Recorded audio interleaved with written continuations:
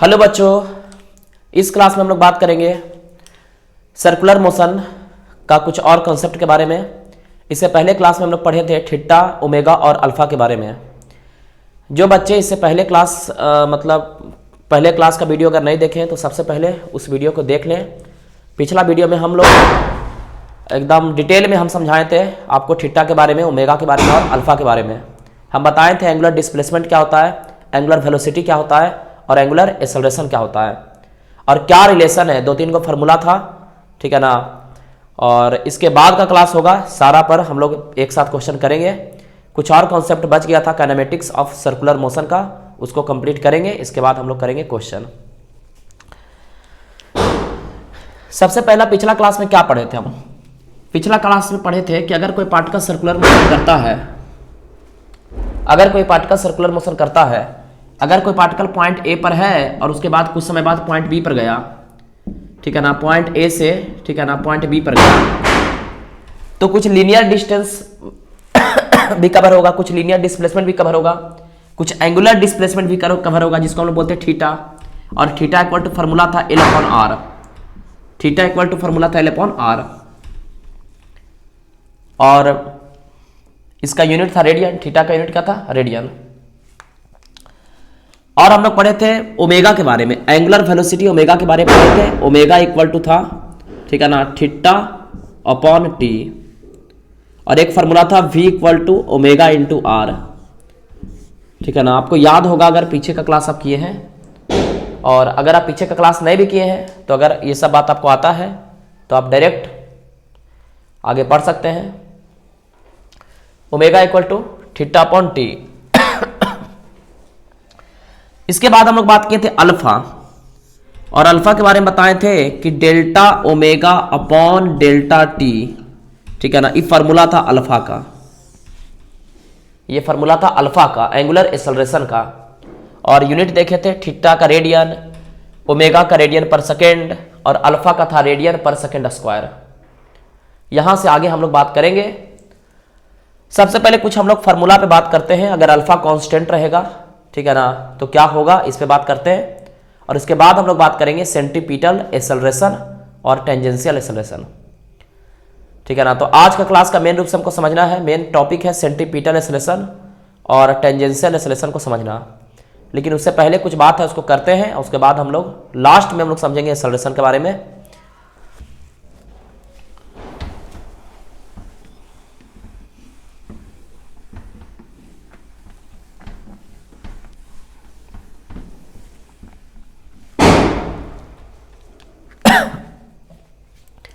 जब straight line motion आप लोग पढ़ते थे तो आप लोग इस बात को पढ़ते थे कि अगर एक्सेलरेशन अगर कांस्टेंट हो जाए, अगर एक्सेलरेशन आपका कांस्टेंट हो जाए तो आप मोशन का 3 इक्वेशन लगा सकते थे। पहला v equal to u plus 80, दूसरा नंबर इक्वेशन हम लोग लिखते थे s equal to u t plus half 80 का स्क्वायर, और तीसरा नंबर इक्वेशन लिखते थे v square equal to u square plus 2s। सबको मालूम होगा ये सब बात, तीनों इक्वेशन हम लोग लिखते थे, बात आपको मालूम होगा। इसी प्रकार से अगर यहां पर हम लोग सर्कुलर मोशन पढ़ रहे, ठीक है ना, अगर अल्फा कांस्टेंट रहे, अल्फा क्या रहे? कांस्टेंट, माने अल्फा चेंज नहीं होगा। अगर अल्फा कांस्टेंट रहे, यहां पर एक्सेलरेशन कांस्टेंट रहता था तो 3 इक्वेशन लगाते थे। यहां पर अगर अल्फा कांस्टेंट है तब भी हम लोग 3 इक्वेशन लगाएंगे। कौन कौन इक्वेशन लगाएंगे? हम लिखेंगे omega final equal to omega initial plus alpha t, ये पहला नंबर इक्वेशन।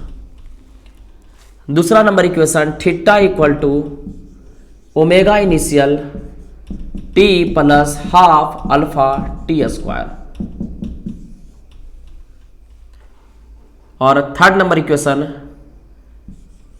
ओमेगा फाइनल का square equal to omega initial का स्क्वायर प्लस 2 अल्फा थीटा। ये इक्वेशन नंबर 3 है। याद करने का तरीका हम बताते हैं, ठीक है ना। यहां पर देखिए v क्या था? भी था आपका फाइनल वेलोसिटी, ठीक है ना, भी था फाइनल वेलोसिटी। यहाँ पर है ओमेगा एफ, मतलब फाइनल एंगुलर वेलोसिटी। यहाँ पर वेलोसिटी फाइनल वेलोसिटी, यहाँ पर फाइनल एंगुलर वेलोसिटी। यहाँ पर u इनिशियल वेलोसिटी, यहाँ पर ओमेगा आई मतलब इनिशियल एंगुलर वेलोसिटी। यहाँ पर एक्सेलरेशन, ठीक है ना, यहाँ पर alpha, alpha means angular acceleration. यहाँ पर t मतलब टाइम, यहाँ पर भी t मतलब टाइम, ठीक है ना। इसी के बेस्ड पर, ठीक है ना, इसी के बेस्ड पर हम ये इक्वेशन बनाए हैं। फिर से देखिए, यहाँ पर s है, s मतलब लीनियर डिस्प्लेसमेंट। यहाँ पर थीटा है, थीटा का मतलब एंगुलर डिस्प्लेसमेंट। यहाँ पर देखिए u मतलब फिर से बता दिए थे, u मतलब लीनियर वेलोसिटी। यहाँ पर ओमेगा आई angular velocity, initial angular velocity. यहाँ पर इनिशियल वेलोसिटी, यहाँ पर initial angular velocity. t for time, half तो नंबर है, एक जगह पर अल्फा आएगा और t, यहाँ भी t, यहाँ भी t।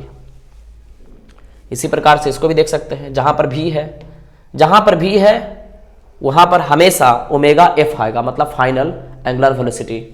जहाँ पर u है वहाँ पर इनिशियल एंगुलर वेलोसिटी, जहाँ पर a है वहाँ पर अल्फा। आप लिख भी सकते हैं, याद रखिएगा v का मतलब, ठीक है ना, v को चेंज कर देना है ओमेगा एफ, u को क्या कह देना है ओमेगा आई, a को क्या कह देना है अल्फा, और s को क्या कह देना है थीटा। और टाइम तो यहाँ भी t है और टाइम तो यहाँ भी t है, ठीक है ना। v के जगह पर सिर्फ ओमेगा एफ लिख देना है, जहाँ जहाँ u है ओमेगा आई लिख देना है, जहाँ जहाँ a है वहाँ वहाँ अल्फा, जहाँ s है वहाँ थीटा।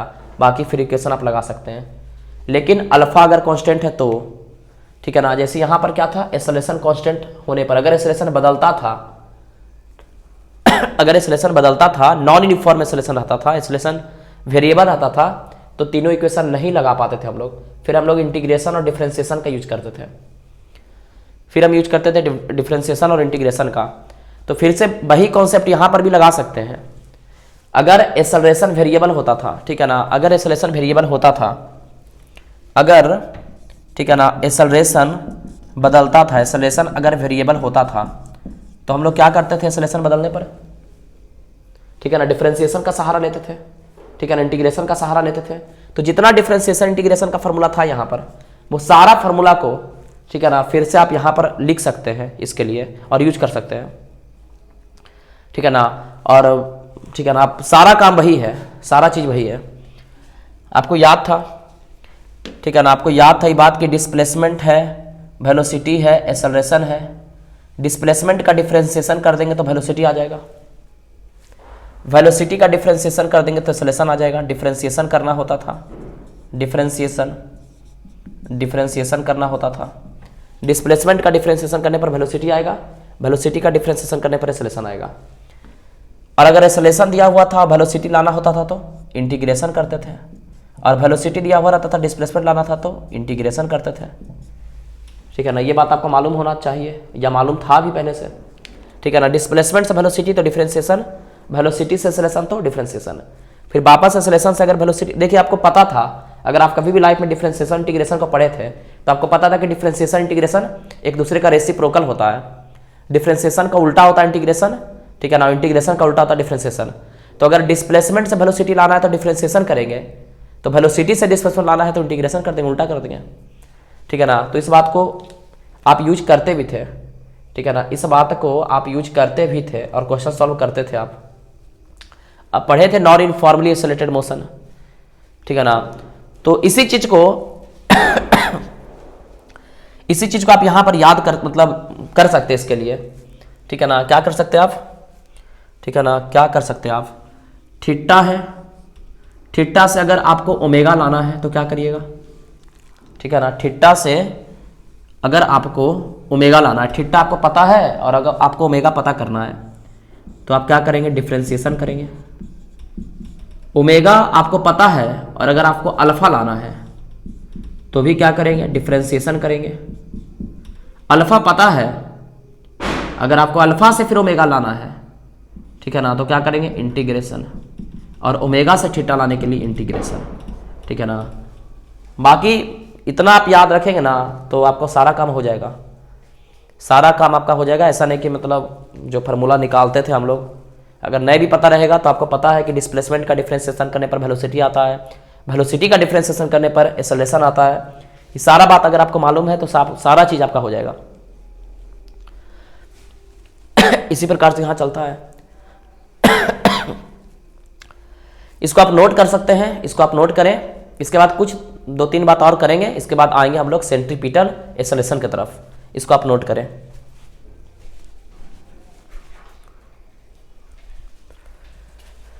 चलिए तो हम लोग बात करते हैं आगे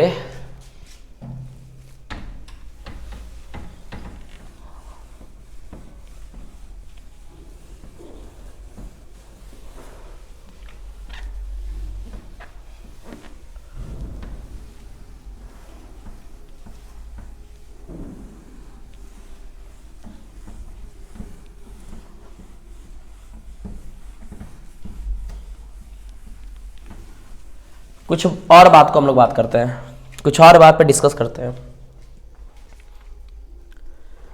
जैसे हम लोग पढ़े तो थे कि एंगुलर वेलोसिटी क्या होता है, पिछला क्लास में पढ़े थे कि एंगुलर वेलोसिटी क्या होता है। आपको पता भी होगा एंगुलर वेलोसिटी मतलब ओमेगा से इसको रिप्रेजेंट करते हैं, और एंगुलर वेलोसिटी मतलब एंगुलर वेलोसिटी मीन्स क्या होता है, एंगुलर डिस्प्लेसमेंट बटा टाइम। एंगुलर वेलोसिटी मीन्स क्या होता है, एंगुलर डिस्प्लेसमेंट बटा time, rate of change of angular displacement. Rate of change of angular displacement को बोलते हैं हम लोग एंगुलर वेलोसिटी, ठीक है ना।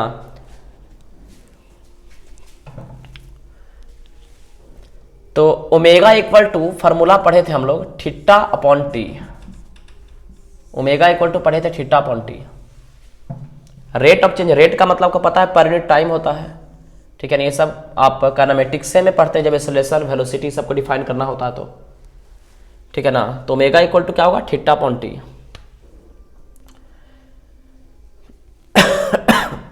हम लोग इसको ऐसे कर सकते हैं, ठीक है ना।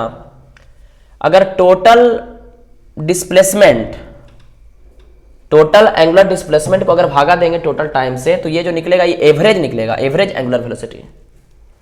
ये क्या निकलेगा, एवरेज एंगुलर वेलोसिटी निकलेगा। लेकिन अगर हमको इंस्टेंटेनियस चाहिए, या फिर आप ऐसे कर सकते हैं, डेल्टा लगा सकते हैं, change in angular velocity upon change in time. और ये डेल्टा, डेल्टा मतलब बड़ा चेंज, डेल्टा का मतलब आपको पता है, डेल्टा का मतलब बड़ा चेंज, ठीक है ना। तो ये बड़ा चेंज है। अगर आपको इंस्टेंटेनियस अगर बात करना है, इंस्टेंटेनियस, तो आप क्या करेंगे, डी थीटा बटा डी टी। इंस्टेंटेनियस का फॉर्मूला आपको याद रखना है, ओमेगा इंस्टेंटेनियस का फॉर्मूला, ठीक है ना। इंस्टेंटेनियस एंगुलर वेलोसिटी का formula D theta upon D T, D theta upon D T instantaneous angular velocity का फॉर्मूला होता है।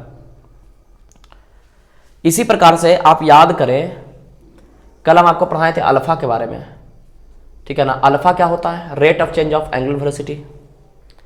अल्फा का मतलब हम बताए थे delta omega upon delta T, हम बताए थे आपको कल, ठीक है ना। यही कल हम बताए थे। तो ये क्या था, एवरेज था। ये क्या निकला था, ये निकलता था एवरेज। लेकिन अगर हमको इंस्टेंटेनियस का अगर बात करना है, अल्फा बात करना है, किसी इंस्टेंट पे बात करना है, ठीक है ना। इंस्टेंटेनियस अगर हमको बात करना है तो क्या लगाएंगे, ठीक है ना, डेल्टा की जगह D omega upon D T. ये बहुत मतलब छोटा सा कॉन्सेप्ट है, इस पर हम ज़्यादा चर्चा नहीं करना चाहते हैं, क्योंकि आप ये सब मतलब पढ़ते थे आप काइनेमेटिक्स के अंदर, नॉन यूनिफॉर्मली एक्सेलरेटेड मोशन के में सब बात को आप लोग पढ़ चुके हैं, ठीक है ना। जैसे आप नहीं पढ़ते थे कि A इक्वल टू होता है delta V upon delta T, तो अगर इंस्टेंटेनियस का बात करना है तो हम नहीं कहते थे dV बटा dt। ये सब सारा कॉन्सेप्ट आप पढ़ चुके हैं, ठीक है ना।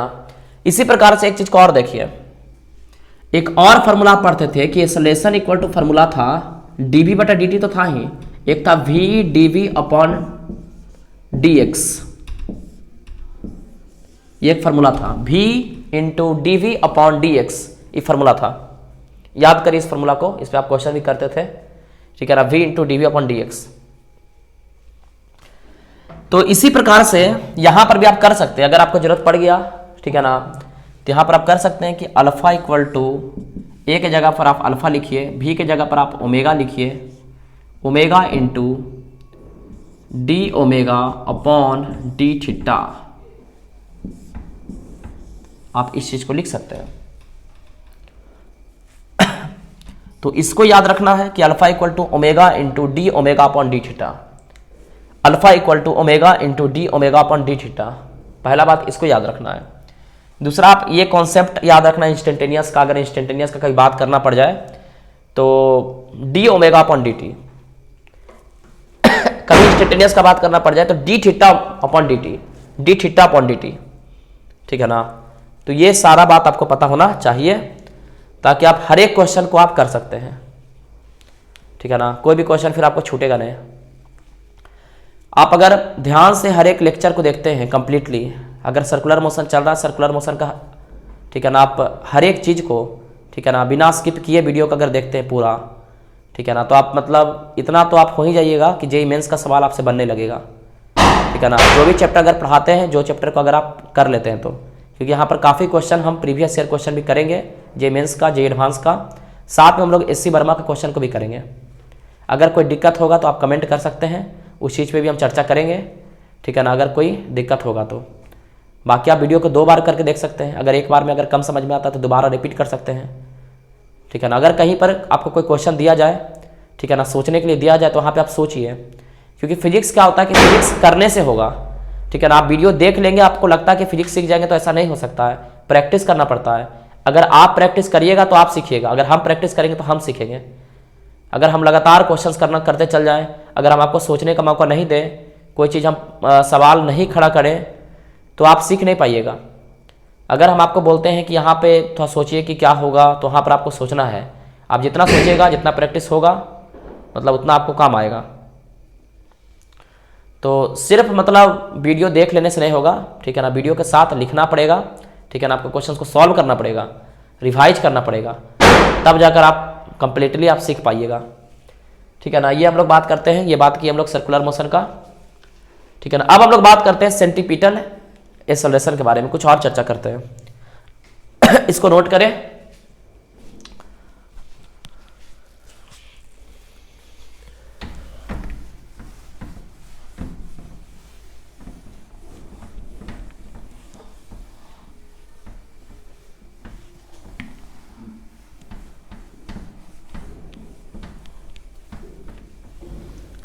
सबसे पहले 2 लेक्चर हो रहा है थ्योरी का, ठीक है ना, काइनेमेटिक्स और सर्कुलर मोशन का 2 लेक्चर हो रहा है। तो सबसे पहला मतलब आपको रिवाइज करना है हर एक फार्मूला को, कौन सा फार्मूला है, कहाँ पर लगेगा। बाकी तो हम बात करेंगे, क्वेश्चन करेंगे कल के क्लास में। कल का जो वीडियो होगा उस पर हम लोग क्वेश्चन ही करेंगे कल का लेक्चर में। तो सबसे पहले आपको दिमाग में होना चाहिए कि इतना चीज़ हम पढ़े हैं। सेंटीपिटल एक्सेलरेशन क्या होता है, थीटा क्या होता है, ओमेगा क्या होता है, अल्फा क्या होता है, क्या रिलेशन है भी और ओमेगा के बीच, ठीक है ना। ये सब सारा बात आपको मालूम होना चाहिए।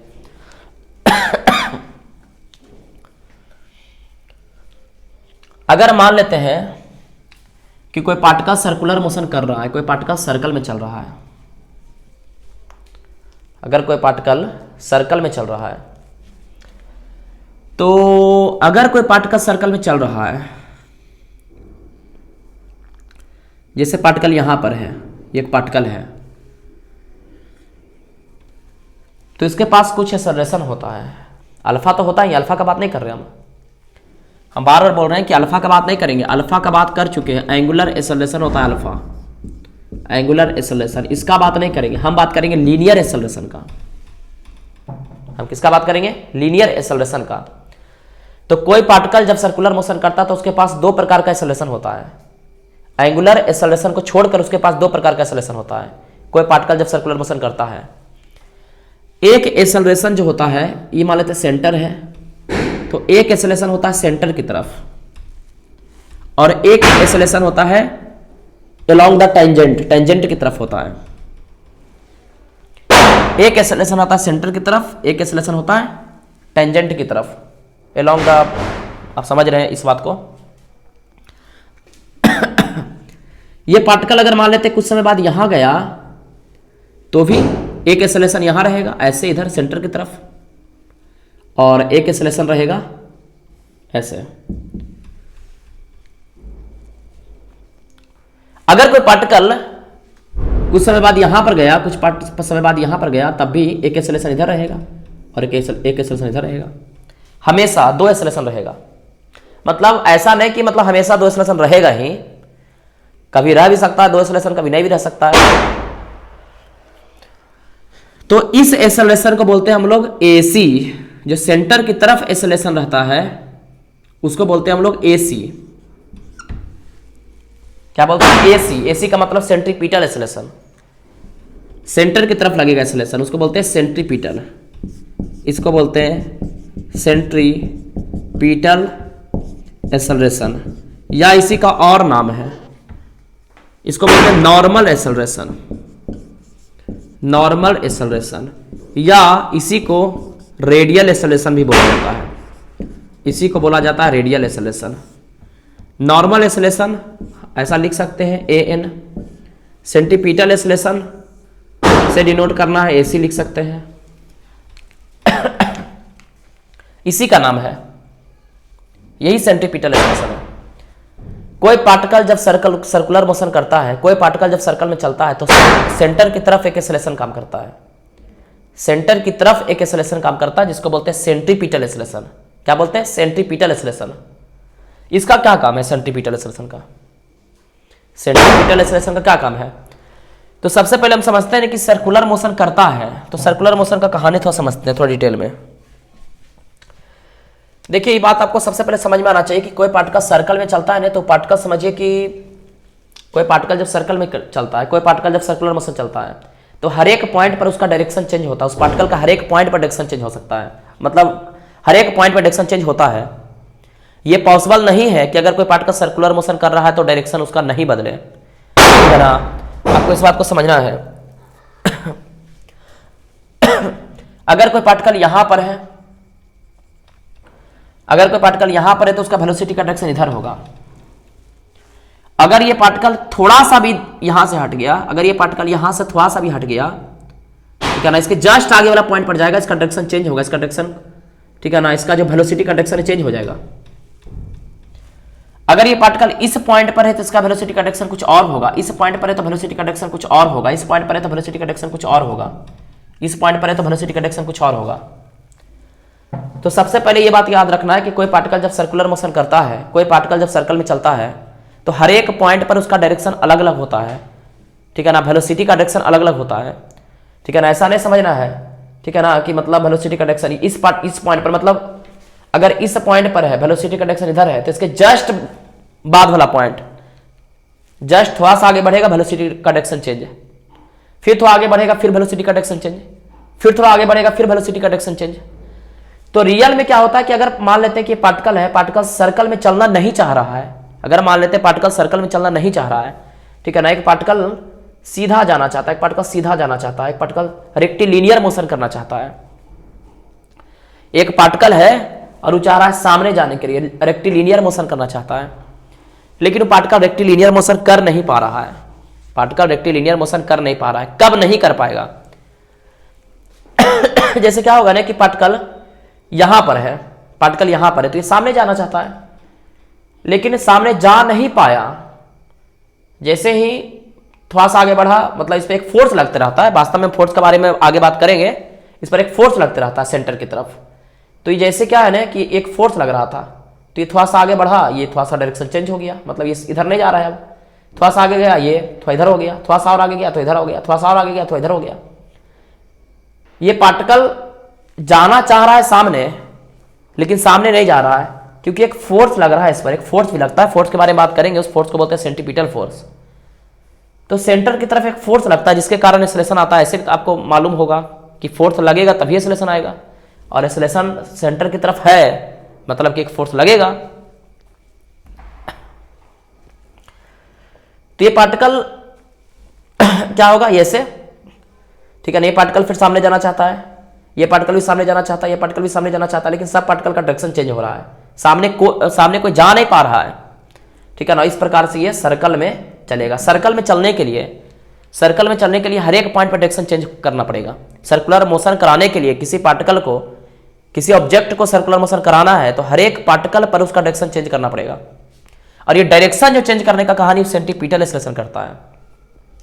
तो अगर आपसे कोई पूछे कि what is the work of centripetal acceleration. Centripetal acceleration क्या करता है, तो आपको लिखना है, ठीक है ना, ये डायरेक्शन को चेंज करता है, ये डायरेक्शन को चेंज करता है। इसका काम होता है डायरेक्शन को चेंज करना, ये डायरेक्शन को चेंज करता है।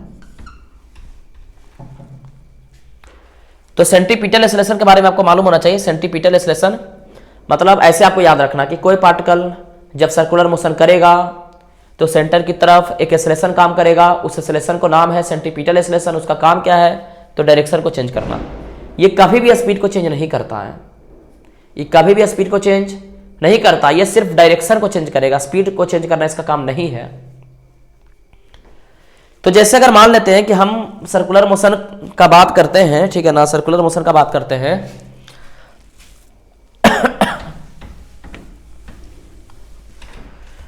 अगर मान लेते हैं कोई पार्टिकल सर्कल में चल रहा है, अगर कोई पार्टिकल सर्कल में चल रहा है और पार्टिकल का कुछ रफ्तार है 20 मीटर पर सेकंड से जा रहा है, कोई पार्टिकल 20 मीटर पर सेकंड से जा रहा है,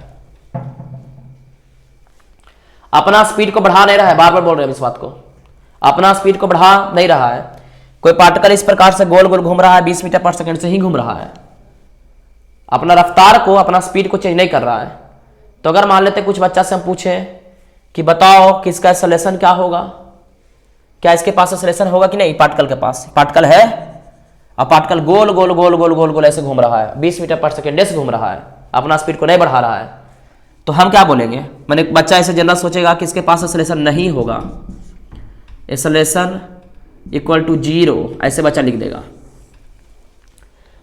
क्योंकि रेक्टिलिनियर मोशन में पढ़ता था, स्ट्रेट लाइन मोशन में सब बच्चों को पढ़ाया जाता था, स्ट्रेट लाइन मोशन में, कि अगर मान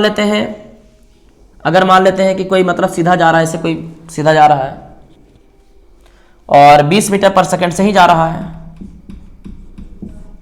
20 मीटर पर सेकंड से ही जा रहा है। अगर कोई पार्टिकल स्ट्रेट लाइन पाथ पे जा रहा है, 20 मीटर पर सेकंड से ही जा रहा है, तो हम लोग नहीं बोलते थे कि इसमें एक्सेलरेशन नहीं होगा, एक्सेलरेशन 0 होगा, क्योंकि रफ्तार तो बढ़ ही नहीं रहा है, क्योंकि स्पीड बढ़ेगा तब एक्सेलरेशन का जन्म होता है। हम लोग पढ़ते थे एक्सेलरेशन को आने के लिए स्पीड बदलना पड़ेगा, और हम लोग ऐसा पढ़ते थे कि अगर कोई 20 मीटर पर सेकंड से सीधा जा रहा है, मैंने हम देखते थे कि स्पीड नहीं बदल रहा है, 20 से 21, 21 से 22, 22 से 23 नहीं हुआ, तो हम बोलते थे कि एक्सेलरेशन नहीं है, एक्सेलरेशन 0 है, एक्सेलरेशन का जन्म ही नहीं हुआ है। तो इसी प्रकार से बच्चा समझ लेता है, बच्चा इसी प्रकार से बोलता है कि अगर कि सर देखिए सर, सर्कल में चल रहा है पार्टिकल, इसका रफ्तार बढ़ नहीं रहा है, रफ्तार तो 20 मीटर पर सेकंड ही है, रफ्तार 20 मीटर पर सेकंड ही है, रफ्तार 21, 22, 23, 24 होता तब नहीं बोलते कि एक्सेलरेशन होगा, रफ्तार तो 20 मीटर पर सेकंड ही से ही घूम रहा है, तो इसका एक्सेलरेशन तो 0 होना चाहिए, पर एक्सेलरेशन 0 नहीं होगा, क्योंकि यहाँ पे डायरेक्शन चेंज हो रहा है। सर्कुलर मोशन में क्या होता है, डायरेक्शन चेंज होता है, सर्कुलर मोशन में डायरेक्शन चेंज हो रहा है कि नहीं। तो एक्सेलरेशन का जन्म ऐसा नहीं कि एक्सेलरेशन का मतलब होता है कि स्पीडे चेंज हो, एक्सेलरेशन का मतलब होता है कि वेलोसिटी चेंज होना चाहिए, और वेलोसिटी दो चीज से चेंज हो सकता है, पहला तो स्पीड चेंज हो जाए या तो डायरेक्शन चेंज हो जाए। तो ये बात को याद रखना है कि कोई पार्टिकल जब सर्कल में चलेगा, कोई पार्टिकल जब सर्कुलर मोशन करेगा, कोई पार्टिकल जब सर्कुलर मोशन करेगा, तो उसका एक्सेलरेशन कभी भी 0 नहीं हो सकता है, उसका एक्सेलरेशन 0 नहीं हो सकता है, उसके पास एक्सेलरेशन होगा। कौन सा एक्सेलरेशन होगा, टेंजेंस, ये सेंटीपीटल एक्सेलरेशन। अगर 20 मीटर पर सेकंड से घूम रहा है, ठीक है ना, 21, 22, 23, 24, 25 अपना स्पीड को नहीं बढ़ा रहा है, अपना स्पीड को नहीं बढ़ा रहा है, लेकिन फिर भी डायरेक्शन तो चेंज कर रहा है ना, क्योंकि डायरेक्शन चेंज नहीं करेगा तो बताया ना सर्कुलर मोशन कर ही नहीं पाएगा, और डायरेक्शन चेंज कर रहा है तभी तो सर्कुलर मोशन। देखिए इस बात को मतलब याद रख लेना है कि कोई पार्टिकल जब सर्कुलर मोशन करेगा, इसका मतलब हर एक पॉइंट पर वेलोसिटी का डायरेक्शन अलग अलग होगा, हर एक पॉइंट पर वेलोसिटी का डायरेक्शन चेंज होगा। तो जब हर एक पॉइंट पर वेलोसिटी का डायरेक्शन चेंज हो रहा है, तो वेलोसिटी का डायरेक्शन तो कोई चेंज करवा ही रहा होगा, वेलोसिटी का डायरेक्शन चेंज कर रहा है, और डायरेक्शन को चेंज करना किसका काम होता है, ठीक है ना, डायरेक्शन को चेंज कराता है सेंटीपीटल एक्सेलरेशन, डायरेक्शन को चेंज कराता है सेंटीपीटल एक्सेलरेशन। तो सर्कुलर मोशन करेगा ना, तो हमेशा सेंटीपीटल मतलब एक्सेलरेशन होगा।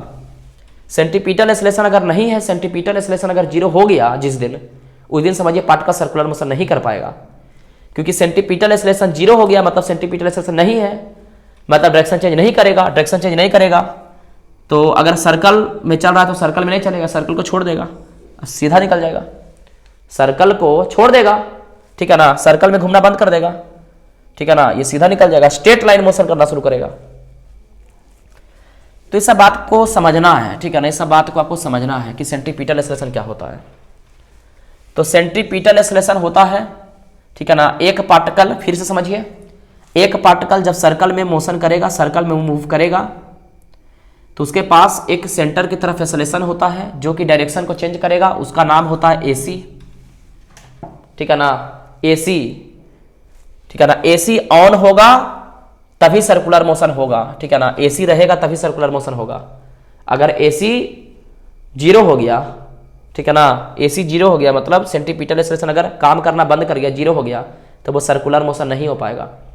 तो सर्कुलर मोशन अगर है, कोई पार्टिकल सर्कुलर मोशन कर रहा है, तो एसी तो पक्का होगा, ठीक है ना, कोई एक्सेलरेशन हो नहीं हो पर एसी होगा। और एसी का क्या काम है, ठीक है ना, डायरेक्शन को चेंज करना, ये डायरेक्शन को चेंज करता है। लेकिन कभी कभी आप एक बात और देखते होंगे,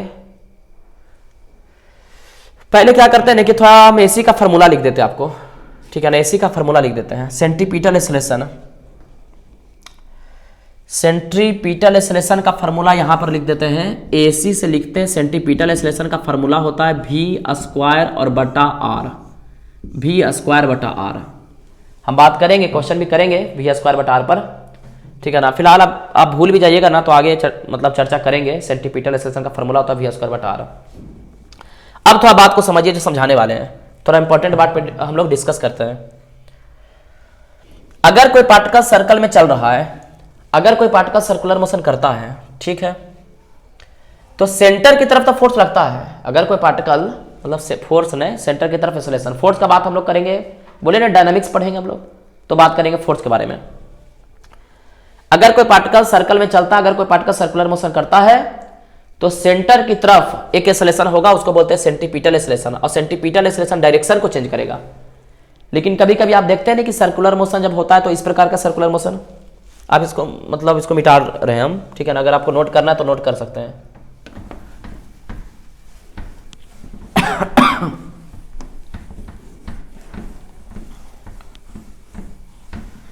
देखिए एक अलग सर्कुलर मोशन, देखिए आपको दिखा रहे हैं, ये एक सर्कुलर मोशन है।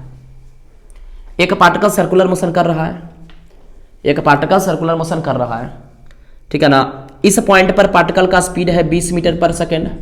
पार्टिकल जब आगे बढ़ा तो इसका रफ्तार हो गया 21 मीटर पर सेकेंड।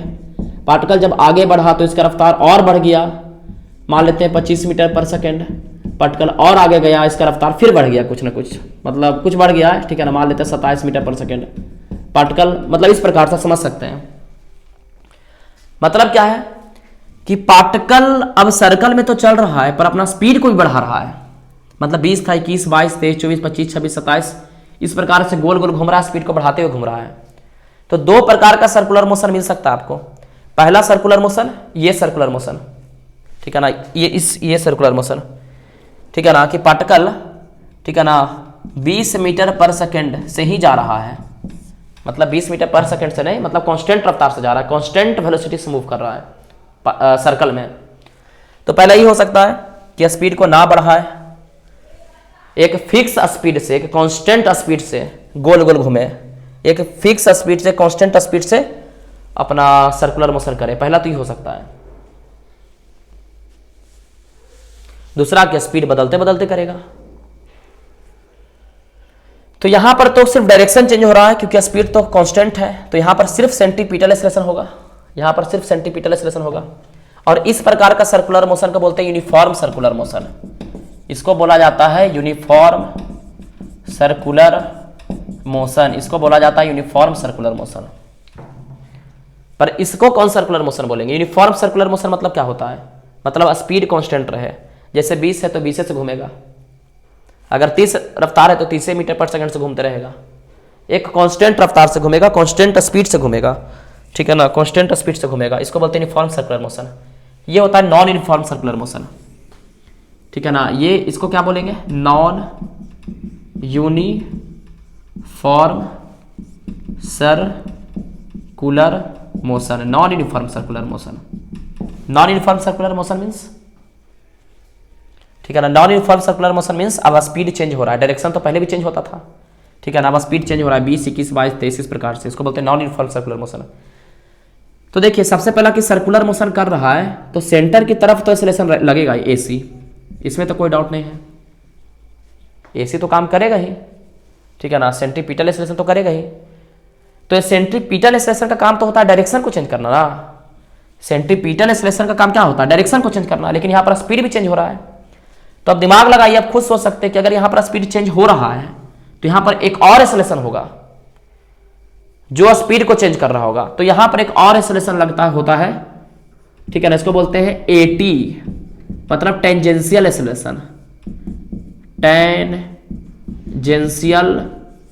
एक्सेलरेशन, ठीक है ना, टेंजेंशियल एक्सेलरेशन। एक और एक्सेलरेशन होता है जिसको बोलते हैं टेंजेंशियल एक्सेलरेशन। तो एक तो होता है सेंट्रीपिटल एक्सेलरेशन, दूसरा होता है टेंजेंशियल एक्सेलरेशन।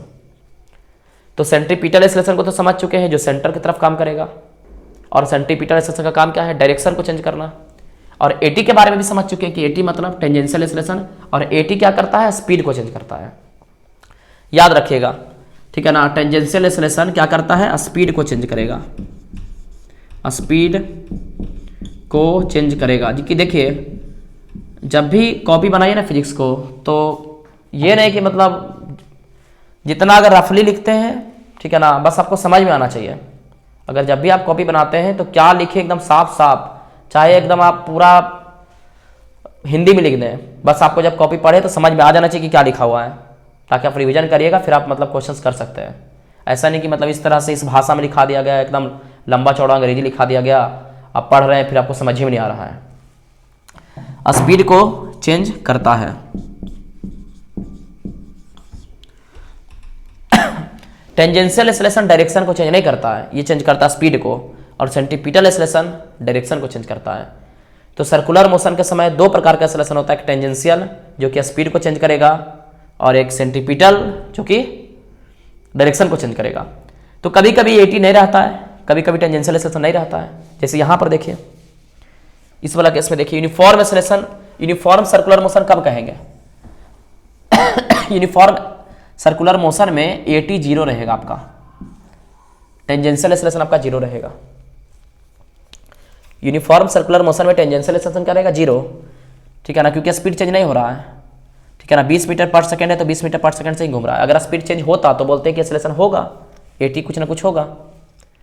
तो यूनिफॉर्म सर्कुलर मोशन में क्या होता है, स्पीड चेंज नहीं होता है, बस डायरेक्शन चेंज होता है। तो स्पीड चेंज ही नहीं हो रहा है, मतलब टेंजेंशियल एक्सेलरेशन नहीं होगा उसमें। इसमें क्या होगा कि स्पीड भी चेंज होता है, डायरेक्शन भी चेंज होता है। तो डायरेक्शन कौन चेंज करवाएगा, सेंट्रीपिटल एक्सेलरेशन, स्पीड कौन चेंज करवाएगा, तो टेंजेंशियल एक्सेलरेशन। तो यहाँ पर टेंजेंशियल एक्सेलरेशन भी प्रेजेंट होगा। तो यहाँ पर एक चीज और आपको समझना है, ठीक है ना, यहाँ पर और समझना है कि ये आपका टेंजेंशियल है, एटी है, ये एसी है, तो इसका मतलब ये भी तो हालांकि एक प्रकार का एक्सेलरेशन है, ये भी एक प्रकार का एक्सेलरेशन है, तो इसका नेट एक्सेलरेशन कुछ इधर ए काम करेगा, ठीक है ना। ये परपेंडिकुलर होता है, एटी एसी आपस से परपेंडिकुलर होता है, ठीक है ना। तो समझ लीजिए ना कि एक एक्सेलरेशन होता है, एक पार्टिकल पर एक्सेलरेशन काम करता है, इसका दो कंपोनेंट होता है, ठीक है ना। ऐसा आप समझ सकते हैं कि सर्कुलर मोशन के समय क्या होता है, सर्कुलर मोशन के समय, ठीक है ना, पार्टिकल के पास नेट एक्सेलरेशन कुछ इधर होगा, इसका एक कंपोनेंट इधर, एक कंपोनेंट इधर, ये कंपोनेंट डायरेक्शन को चेंज करेगा, और ये कंपोनेंट क्या करेगा, स्पीड को चेंज करेगा। तो इस प्रकार से अगर आपको एटी मालूम है, आपके पास एटी मालूम है, एटी आप निकाल चुके हैं, एसी निकाल चुके हैं, अगर आपको ए निकालना है, ठीक है ना, आपको ए निकालना है तो क्या करिएगा, ठीक है ना। आपको पता है दो वेक्टर अगर परपेंडिकुलर हैं, ठीक है ना, दो वेक्टर, एक वेक्टर एटी एक वेक्टर एसी परपेंडिकुलर है, तो इसका रिजल्टेंट का फॉर्मूला आपको पता है, रूट ओवर क्या कर दीजिएगा, एटी का स्क्वायर और प्लस एसी का स्क्वायर। ये बात आप समझ सकते हैं खुद, पढ़े ना वेक्टर कि दो वेक्टर अगर परपेंडिकुलर है, एक वेक्टर दो वेक्टर बीच का एंगल 90 डिग्री, तो रिजल्टेंट, ठीक है ना, क्या होगा, रूट ओवर एसी का स्क्वायर प्लस एटी का स्क्वायर। तो ये हो गया आपका एक्सेलरेशन। तो ई भी आपको इंपॉर्टेंट है, इसको आपको नोट कर लेना है, हर एक बात को आपको नोट करना है, ठीक है ना। कितना बार इसका यूज हम लोग करेंगे क्वेश्चंस के समय, कभी कभी ए नेट पूछता है, ए नेट भी लिख सकते हैं, ठीक है ना। टोटल एक्सेलरेशन पूछता है, ए नेट पूछता है तो कर देंगे, अगर एटी पता है एसी पता है तो निकाल लेंगे। बाकी एटी कैसे निकालेंगे, एटी का क्या फार्मूला है, तो एटी का नॉर्मल फार्मूला है, एटी क्या होता है, चेंज इन स्पीड। तो एटी क्या होगा, एटी को आप लिख सकते हैं, थोड़ा हम इसको नोट करते हैं, मतलब थोड़ा आप नोट करिए, इसको मिटा रहे हैं, थोड़ा आप इसको एक बार नोट कर लें, फिर हम इसको मिटा रहे हैं।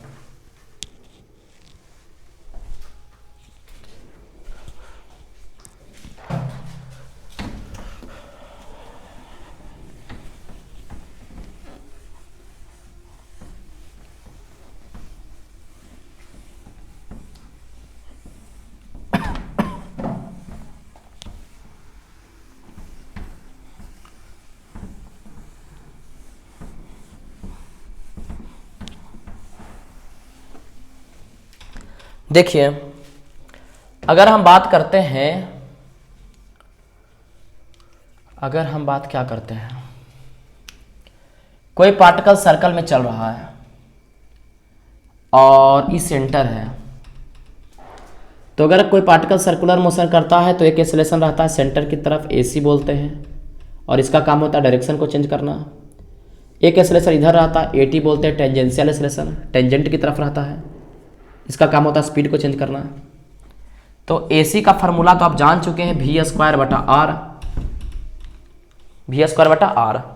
सेंट्रीपिटल एक्सेलरेशन का फॉर्मूला होगा वी स्क्वायर बटा आर। तो समझते हैं इस बात को कि अगर मान लेते हैं कि कोई बॉडी है, सर्कुलर मोशन कर रहा है, ठीक है ना, मतलब क्या कुछ हो, ठीक है ना, कुछ मान लेते हैं, मतलब कुछ हमसे गलत बन रहा है बार बार, कुछ मान लेते हैं जा रहा है कुछ 20 मीटर पर सेकंड से, ठीक है ना, 20 मीटर पर सेकंड से जा रहा है, 20 मीटर पर सेकंड से जा रहा है, और जो सर्कल है ने उसका रेडियस है कुछ मान लेते हैं 10 मीटर, 10 मीटर है। एक पार्टिकल जो कि 20 मीटर पर सेकंड से गोल गोल घूम रहा है और जिस सर्कल में घूम रहा है उस सर्कल का रेडियस पता है 10 मीटर, तो बताइए सेंट्रीपिटल एक्सेलरेशन। तो लगाइए formula AC equal to v square बटा आर, 20 का स्क्वायर 20 गुना 20 बटा 10, 0 0 कैंसिल, कितना, तो 40 मीटर पर सेकेंड स्क्वायर। ये तो सिंपल एक्सेलरेशन है ना, तो यूनिट क्या होगा, मीटर पर सेकेंड स्क्वायर। सिर्फ अल्फा रहेगा एंगुलर एक्सेलरेशन, तब होगा यूनिट रेडियन पर सेकेंड स्क्वायर।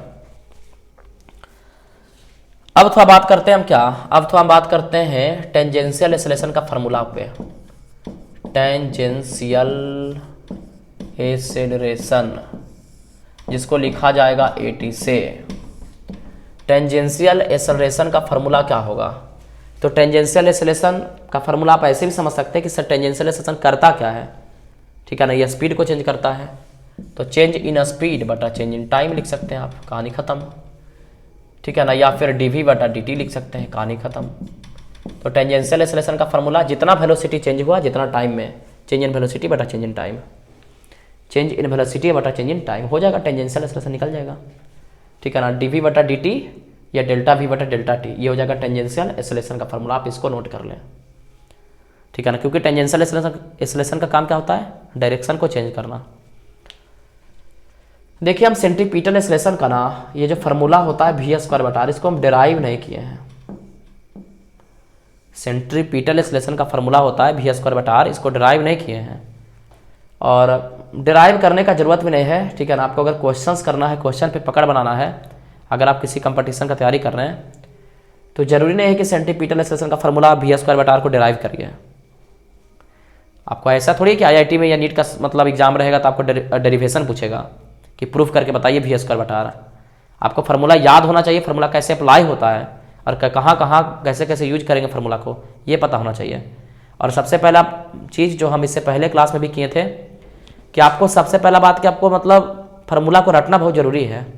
आप हर एक चीज़ को समझ रहे हैं ठीक है, लेकिन आप फार्मूला भुला जाते हैं, ठीक है ना। 3-4 चैप्टर पढ़े तो मान लेते कि चौथा चैप्टर पढ़ रहे हैं तो पहला चैप्टर का पूरा फार्मूला भुला गए हैं, तो जब क्वेश्चन आया तो फार्मूले नहीं याद है। आप सारा कॉन्सेप्ट आपको मालूम है कि एक्सेलरेशन क्या होता है, वेलोसिटी क्या होता है, ठीक है ना, मोमेंटम क्या होता है, इंपल्स क्या होता है, टॉर्क क्या होता है, सब कुछ मालूम है, लेकिन फार्मूला आपको मतलब थोड़ा कन्फ्यूजन है, तो यहाँ पर क्वेश्चन गलत हो जाएगा। समझना जरूरी है लेकिन फार्मूला साथ में याद रखना जरूरी है क्वेश्चन को करने के लिए। मिलते हैं नेक्स्ट क्लास में, और नेक्स्ट क्लास में हम लोग करेंगे कुछ क्वेश्चंस, ठीक है ना, इसी पे काइनेमेटिक्स ऑफ सर्कुलर मोशन पे। और काइनेमेटिक्स ऑफ सर्कुलर मोशन पे क्वेश्चन करने के बाद का जो क्लास होगा वो होगा डायनामिक्स ऑफ सर्कुलर मोशन। तो आज के लिए बस इतना ही, मिलते हैं कल की क्लास में।